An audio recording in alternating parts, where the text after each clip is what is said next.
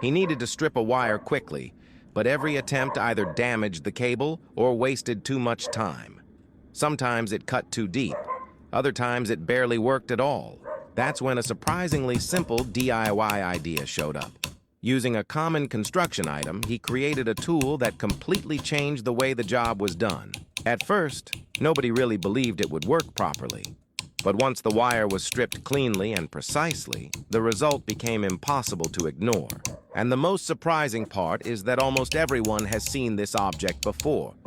They just never imagined it could become something this useful.